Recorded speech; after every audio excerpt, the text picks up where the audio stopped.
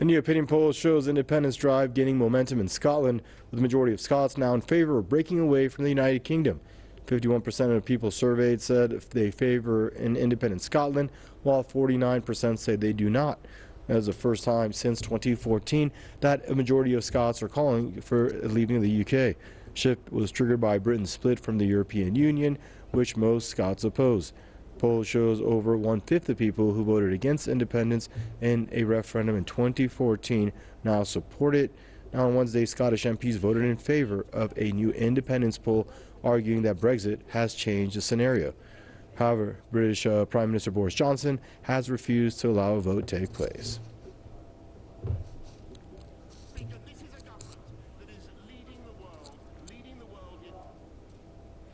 And joining us out of London is Marcus Papadopoulos, publisher and editor at Politics First.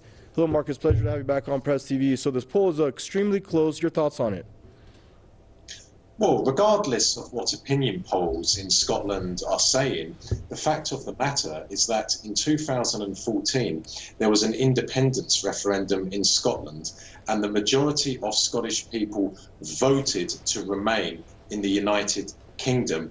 Now, whilst I am sympathetic to arguments for Scotland to become independent, for it to leave the United Kingdom, the reality is that 6 years ago, or nearly 6 years ago, the Scottish people rejected the arguments for Scotland to become independent. On top of that is the brutal reality for Scots who are calling for a second referendum. And that brutal reality is that as a result of the Conservative landslide victory in last December's general election in Britain, the Conservative Party is now entrenched in power. The Conservatives are set to be in government for at least 10 years. And for there to be another independence referendum in Scotland, the Prime Minister of the United Kingdom would have to give his, or indeed her, consent. And that is unlikely to happen. So what it seems is the case is that there is not going to be another independence referendum in Scotland for the foreseeable future, possibly not in my lifetime.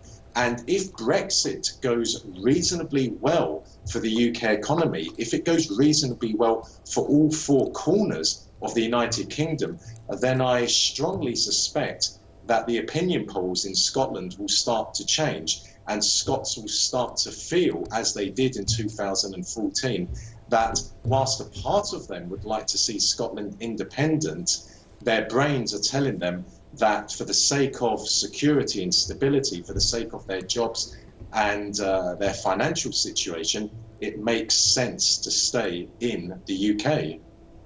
Right, Marcus, but can you see a scenario, okay, like we've seen Theresa May say no way for another referendum, we've seen Boris Johnson say no way to another referendum, but could you see a possible next premier or potential premier needing a coalition government to possibly secure a majority or whatnot so he could rule or she could rule, and have to need to get the Scots on board, and they'll have to give up that referendum in order to do that?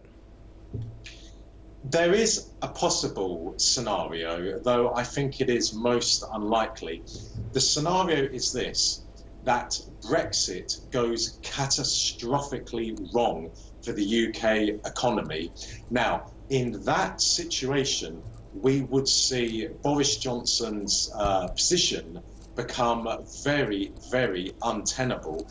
And in that situation, it is just possible that there could be an early general election. But in an early general election, are we really believing that the Labour Party would win an early general election in Britain in a scenario in which Brexit has gone catastrophically wrong? All right. Well, thank you for joining us out of London, Mr. Marcus Papadopoulos, publisher and editor at Politics First.